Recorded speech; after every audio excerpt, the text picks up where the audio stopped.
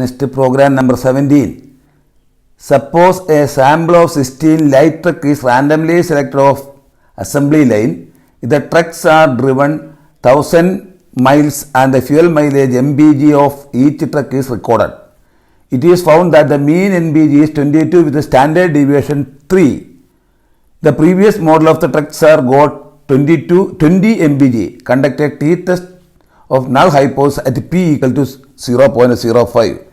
എന്ന് പറഞ്ഞാൽ ഇപ്പോൾ ട്രക്ക് ഓടിച്ചപ്പോൾ കിട്ടിയത് മൈലേജ് 22 കിട്ടിയത്. നേരത്തെ ഉണ്ടായിരുന്ന മൈലേജ് 20. ഇപ്പോൾ നമ്മൾ എത്ര ട്രക്കാണ് ഓടിച്ചത്? 16 ട്രക്സാണ് ഓടിച്ചത്. അതിൻ്റെ സ്റ്റാൻഡേർഡ് ഡിവിഷൻ 3 MPG ആണ്. അങ്ങനെയാണെങ്കിൽ ആൽഫ ഈക്വൽ 0.05 ടെസ്റ്റ് ചെയ്യാനാണ് പറഞ്ഞിരിക്കുന്നത്. ടി ടെസ്റ്റ് കണ്ടക്ട് ചെയ്യാനാണ് പറഞ്ഞിരിക്കുന്നത്. ആദ്യത്തെ മൈലേജ് 20, ഇപ്പോഴത്തെ മൈലേജ് 22. അപ്പോൾ ടെസ്റ്റ് ചെയ്യാൻ പറഞ്ഞാൽ ഇപ്പോൾ മൈലേജ് കൂടിയിട്ടുണ്ടോ ഇല്ലയോ എന്നാണ് നമ്മൾ ടെസ്റ്റ് ചെയ്യേണ്ടത്. അതാണ് നമ്മൾ ടെസ്റ്റ് ചെയ്യാൻ പോകുന്നത്. ഹൈപ്പോതിസ് നമ്മൾ നൾ ഹൈപ്പോസ് എന്താ? മ്യൂ ഈക്വൽ ടു 20 കൂടിയിട്ടില്ല എന്നുള്ളതാണ്. ഇപ്പോഴും അതിൻ്റെ മൈലേജ് 20 അത് തള്ളിക്കളഞ്ഞാലോ mu greater than 20 right tail improve ചെയ്തിട്ടുണ്ടെന്നാണ് നമ്മൾ എടുക്കുക. അപ്പോൾ ഇതാണ് നമ്മൾ ടെസ്റ്റ് ചെയ്യാൻ പോകുന്നത്, ടി ടെസ്റ്റ്. അപ്പം സ്റ്റാൻഡേർഡ് എറർ കണ്ടുപിടിക്കണം. S/√10 ആണ്. അത് 0.75 ആണ്.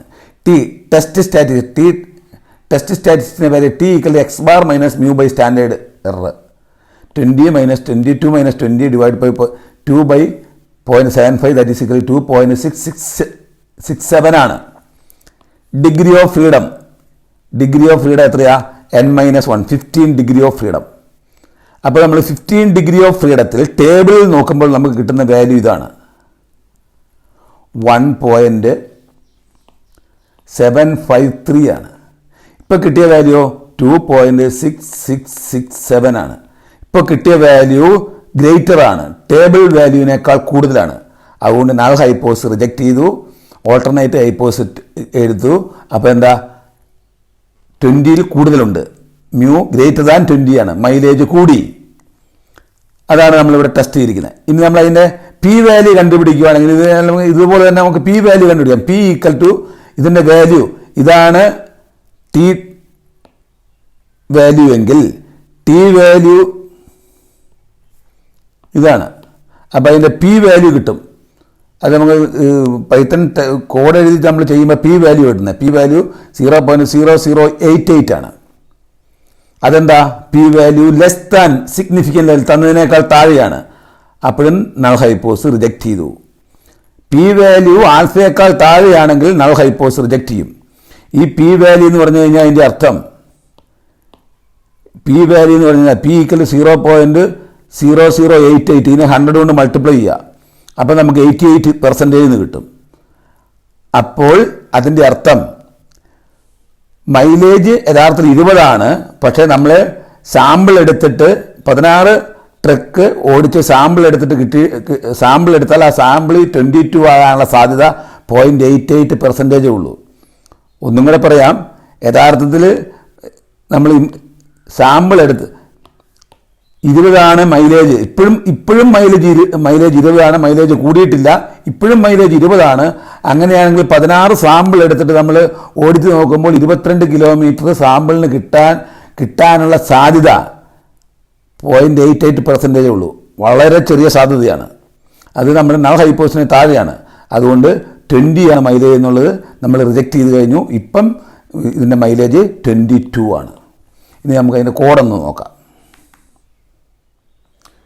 ഇനി അതിൻ്റെ code import number as MB from scientific Python import stats എന്ന് പറയുന്ന സയൻറ്റിഫിക് പൈത്തണിൽ നിന്ന് സ്റ്റാറ്റ്സ് എന്ന് പറഞ്ഞ മൊഡ്യൂൾ ഇമ്പോർട്ട് ചെയ്യണം. പിന്നെ സാമ്പിൾ സൈസ് തന്നിട്ടുണ്ട് 16, sample mean 22, sample standard division 3, sample mean 20 ആണ്. Mean null hypothesis mu equal to 20 ആണ്. മീൻ 20 ആണ്. ഇനി സ്റ്റാൻഡേർഡ് എറർ കണ്ടുപിടിക്കണം. അതുപോലെ തന്നെ ടി സ്റ്റാറ്റിസ്റ്റിക്സ് കണ്ടുപിടിക്കണം.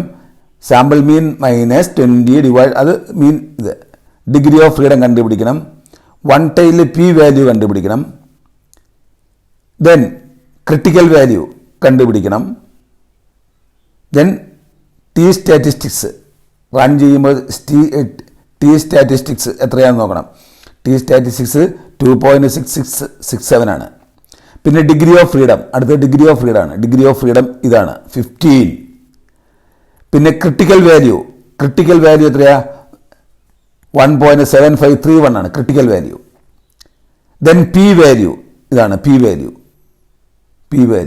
എന്നിട്ട് നമ്മൾ ഇവിടെ ടെസ്റ്റ് ചെയ്യുകയാണ്. കണ്ടോ? ഈ T stats greater than T critical നമ്മൾ എന്ത് ചെയ്യും?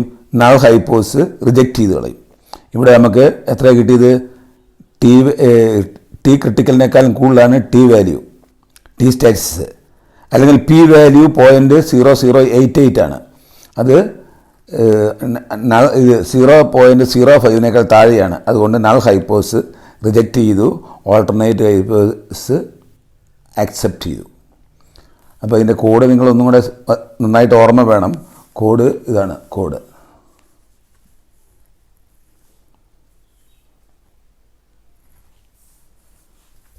നിങ്ങൾ ഓർത്തിരുന്നുകൊള്ളുക. Okay, thank you.